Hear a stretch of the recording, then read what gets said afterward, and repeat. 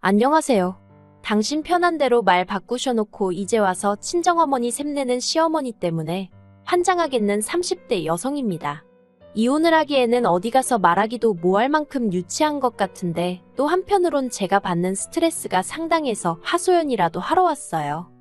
남편과 저는 2년을 사귀고 결혼했는데 소개받았을 당시 남편은 공무원이었고 저는 직장을 다니는 회사원이었습니다. 소개를 해준 사람은 남편의 친구로 저와 친한 단짝 친구의 남자친구이기도 했지요. 그래서 딱히 내키는 자리는 아니었지만 거절할 수도 없었기에 한번 만나보게 된 거예요. 그런데 남편이랑 몇 번 대화를 나눠보니까 말이 너무 잘 통하는 게 시간이 어떻게 가는지도 모르겠더라고요. 그래서 한두 번 더 만나보다가 자연스레 연인 사이로 발전하게 되었습니다. 그리고 제 나이 31살이 되던 해 남편으로부터 프로포즈를 받았지요. 그런데 문제는 당시 남편은 직장 생활을 한 지 4년이 채 안 되었던 시기였어요. 그래서 월 수령액이 300도 채 되지 않았고 그렇다 보니 모아둔 돈도 많이 없더라고요. 제가 처음부터 남편 돈을 보고 결혼을 결심한 건 아니었지만 그런 사실을 알고 나니 황당하대요. 결혼 전에는 솔직히 대놓고 돈 이야기를 하기가 껄끄러워서 그냥 남편 하고 다니는 모습이라던가 씀씀이로 대충 짐작만 했었는데 그제서야 그러지 말 거라고 후회가 되더라니까요. 친정부모님이 결혼 허락을 해주실지도 걱정이었지요. 그런데 다행이라고 해야 할지 친정에서는 돈이야 있다가도 없는 거고 없다가도 있는 거다. 그리고 공무원이지 않냐며 앞으로 살아가면서 착실히 모으면 된다고 말씀해 주시대요. 그래서 시댁으로부터 3천 받고 신혼살림은 친정부모님이 소유하신 아파트에서 시작하는 걸로 얘기가 되었네요. 이후로 결혼한 지 1년 만에 저는 아이를 갖게 되었습니다. 원래는 직장에서 자리를 잡고 어느 정도 신혼도 즐기고 아이를 가질 생각이었거든요. 그런데 결혼 직후부터 어머님이 아이는 언제 가질 거냐며 하도 성하셨어요. 애만 낳으면 당신이 다 키워주겠다는 달콤한 제안도 하셨고요. 물론 어머님이 하시는 일도 있으시고 평소에 스스로 건강에 대해서 걱정도 많으신 분이라 처음부터 맡길 생각은 없었습니다.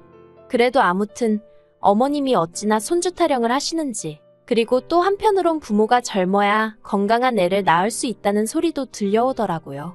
그래서 이런저런 이유로 처음 계획과는 달리 아이를 좀 일찍 갖게 되었네요. 문제는 제가 다니던 회사에 출산휴가나 육아휴직 같은 제도가 있기는 했지만 다 쓰는 사람이 전무후무했다는 거예요. 그렇다 보니 어찌나 눈치가 보이던지요. 게다가 제가 속한 부서의 여직원도 적어서 가뜩이나 승진에 있어 불리한 상황이었거든요. 그래서 임신 7개월 차까지는 평소처럼 출퇴근하며 직장 생활을 이어갔습니다. 사람들이 그러다 큰일 난다고 만류하는데도 버티고 다녔지요. 하지만 결국 퇴근 후 집에 오는 길에 현기증으로 쓰러지고 말았어요. 그때 더는 안 되겠다 싶어서 회사에 출산휴가를 냈습니다. 이후에는 육아휴직을 썼고요. 그런데 육아휴직을 쓴 지 3개월이 채 되지 않았을 무렵 회사 상사로부터 잘 쉬고 있냐? 회사는 바빠 죽겠다며 언제쯤 복귀할 수 있냐는 식의 연락을 두어 차례나 받았습니다. 상사는 별 뜻 없이 한 말이라 했지만 주변 친구들은 그러다 너 복귀했는데 자리 없어져 있는 거 아니냐며 웃더라고요.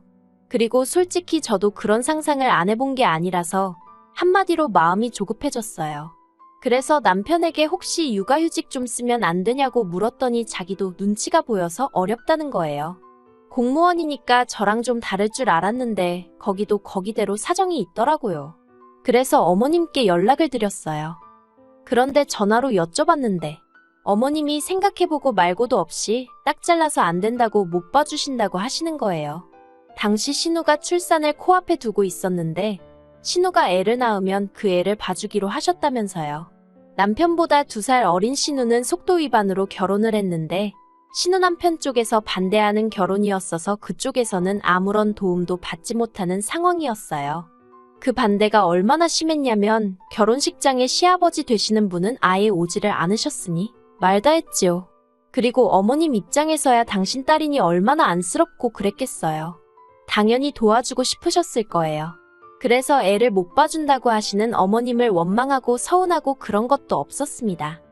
그런데 그 무렵 제 상황을 알게 되신 친정어머니가 그럼 당신이 봐주면 어떻겠냐고 하시대요. 솔직히 친정어머니한테 그런 부탁을 드리고 싶진 않았거든요.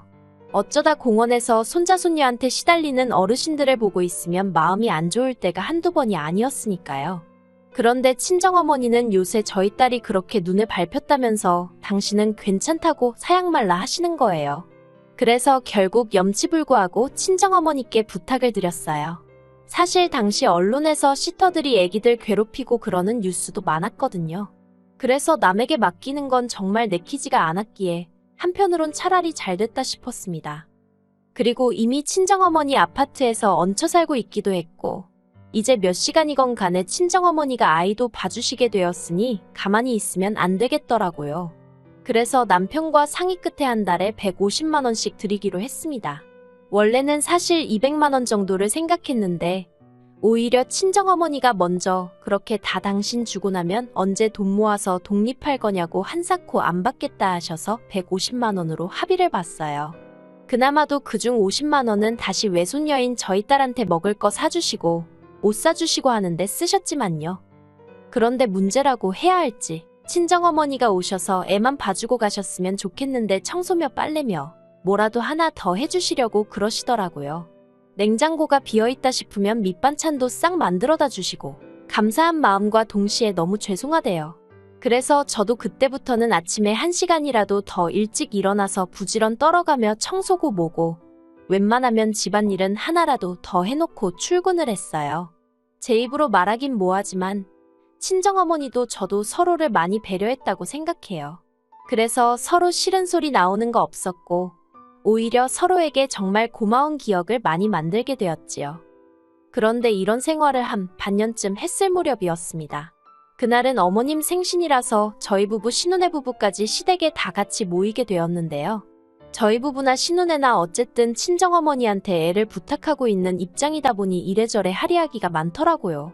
그러다 남편이 먼저 그래서 우리는 장모님한테 한 달에 150씩 드리고 있다고 쓸데없는 소리를 하는 거예요. 솔직히 말이 좋아 150이지. 저는 제 나름대로 월세에 애 봐주는 비용에 이것저것 다 같이 뭉뚱그려 드리는 거라 어디 가서 말도 못하겠던데. 그런데 그 소리를 들은 어머님 얼굴이 뭐랄까 좀 이상해 보였어요. 언짢으신 것 같기도 했고요. 그런데 눈치 없는 남편은 그런 어머님 표정을 못 본 건지 신우더러 너는 엄마한테 얼마 주고 애를 맡기냐고 그러는 거예요. 그러자 신우도 이내 표정이 안 좋아지고 그때 신우 남편은 담배 한 대 피고 온다며 자리를 비웠습니다. 그렇게 신우 남편이 자리를 비우고 나자 신우가 저희 남편더러 오빠는 무슨 그런 쓸데없는 소리를 하냐면서 짜증을 내더라고요. 그리고는 이내 저한테 불똥이 튀어서는 언니네 어머니가 그렇게 달라더냐며 무슨 딸한테 돈을 받냐는 거예요. 저는 저대로 그 말에 발끈해서는 그게 무슨 소리냐고 더 드린다 하는데도 안 받는다 하신다고 대꾸했습니다. 그러자 이번엔 어머님이 저희더러 처음에 당신한테 애 봐달라고 할 땐 돈 얘기는 안 하지 않았냐며 저더러 머리 썼네 그러시대요. 그래서 머리를 쓴 게 아니라 제가 가타부타 설명도 하기 전에 무조건 신혼에 애 봐줘야 한다고 저희 애는 못 봐준다 하셨지 않냐고 했어요. 서로 다들 바짝 날이 서가지고는 대화가 오가는 내내 정말이지 제가 잘못한 것도 아닌데 가시방석에 앉은 것처럼 불편하더라니까요. 그렇게 시댁에서 돌아왔고 남편도 저도 찜찜해하긴 했지만 서로 먼저 말은 안 꺼냈습니다. 그런데 이튿날 어머님한테 전화가 걸려왔어요. 저는 어제 일이 생각나서 좀 찜찜한 마음으로 전화를 받았고요. 어머님은 대뜸 당신이 요새 손가락도 아프고 목도 아프고 그래도 공장 일을 할 때는 돈이라도 버니까 병원도 가고 했는데 요새는 신우애 봐주느라 공장도 못 나가서 돈은 돈대로 못 벌고 병원도 제때 못 간다며 하소연을 늘어놓으시대요. 저는 저대로 사무실이라 눈치가 보여서 빨리 들어가 봐야 하는 상황이었는데 말이에요. 그렇다고 앓는 소리 하시는 어머님 전화를 끊기도 뭐하고. 그런데 그때 어머님이 먼저 그래서 말인데 친정에 얘기해서 너네 엄마 못 오게 하랍니다. 이제 저희 애는 당신이 봐주시겠다고요. 그래서 제가 그럼 아가씨네 애는 어떡하냐니까 그거야 지가 알아서 할 일 아니겠냐대요. 지 애미 돈도 한 푼 안 주는 엑스라며 당신도 이제 신경 쓰고 싶지 않다나요. 듣고 있기가 참 거북하더라고요. 그리고 어쨌든 간에 그렇게 되면 신우랑 제 사이가 안 좋아질 건 불보듯 뻔한 일이었지요. 그리고 설령 신우가 괜찮다고 하더라도 처음부터 어머님이 도와주셨다면 모를까 친정어머니랑 스케줄 맞춰가며 자라고 있는데 이제 와서 어머님이랑. 솔직히 친정어머니가 저희 집에서 애 봐주시는 거랑 어머님이 저희 집에서 애 봐주시는 건 아예 다른 이야기잖아요. 그래서 저도 딱 잘라서 그렇게는 안 될 것 같다고 거절을 했습니다. 그리고 어머님은 그런 저에게 화가 단단히 나셔서 전화를 끊으셨고요. 마음이 불편하긴 했지만 그래도 별 걱정은 하지 않았습니다. 솔직히 어머님이 억지를 쓰신 거니까요. 그런데 어머님의 억지는 거기서 끝이 아니었습니다. 저랑 전화를 끊자마자 그 길로 저희 친정어머니한테 전화를 하셨더라고요. 그리고는 당신 먹고 살기 힘든 이야기를 한참 늘어놓으시곤 다시 공장에라도 나가봐야겠다며 도와달라고 하시더래요. 그래서 친정어머니가 떨떠름하긴 했지만 뭘 어떻게 도와드리냐고 물으셨는데 저희 애 보면서 신혼의 애도 같이 봐주면 안 되겠냐 그러시더랍니다. 애 하나 보나 둘 보나 똑같지 않냐면서 집도 안 멀다고 저희 집에 갈 때 신혼에 들려서 애를 데리고 가란 식으로 얘기를 하시더래요. 친정어머니가 어이가 없어서 그게 말이 되냐고 반문하니 말이 안 될 건 또 뭐냐고요. 제가 이 이야기를 전해 듣곤 얼마나 황당했는지 몰라요. 친정어머니는 어머님이 스트레스를 많이 받으시나 보다며 걱정을 하시는 눈치였지만 저는 아무리 그래도 그렇지 어떻게 사돈한테 전화해서 그런 억지를 쓰실 수가 있나 싶어서 말이 다 안 나오더라니까요. 제가 남편더러 막말로 어머님 제 정신이신 거 맞냐고 어떻게 우리 엄마더러 신혼의 애를 봐달란 소리를 할 수가 있냐고 따졌습니다. 그러자 남편도 황당한지 말을 잇지 못하더니 전 솔직히 이때만 해도 남편이 제 편인 줄 알았어요. 아니 100번 양보해서 적어도 제 입장을 이해하는 줄 알았지요. 그런데 한참 동안 말없이 있다가 기껏 한다는 소리가 자기 어머니가 얼마나 힘들면 그런 말씀을 하셨겠냐는 겁니다. 그러면서 저더러 무조건 나쁘게만 볼 게 아니라 어떻게 어머님을 도와드릴 수 있을지 한번 생각을 해보라는 거예요. 어이가 없어서 안방으로 들어가 한참을 누워 있었어요. 어떻게든 끓어오르는 분을 삭히려고 말이지요. 그런데 도무지 참아지지가 않아서 다시 거실로 나왔습니다. 그랬더니 남편은 지가 뭘 잘했다고 TV나 보고 있는 게 아니겠어요. 제가 TV를 꺼버리곤 남편한테 그래서 어머님을 어떻게 도와드리자는 거냐고 따졌습니다. 그러자 남편이 한다는 말이 어머님이 신우해보면서 저희 애도 보게 하자고 그리고 장모님 들이던 돈 어머님 들이자대요. 그래서 정말 내키진 않았지만 그래 한번 두고 보자라는 생각으로 남편 말대로 해봤어요. 솔직히 일주일이면 어느 쪽이든 상황 판단이 되겠지 싶었으니까요. 친정어머니한테 상황을 설명하고 어머님께 친정어머니가 해주시던 스케줄 그대로 어머님께 넘겨드렸고 꼭 따라달라 부탁드렸습니다. 그런데 아니나 다를까.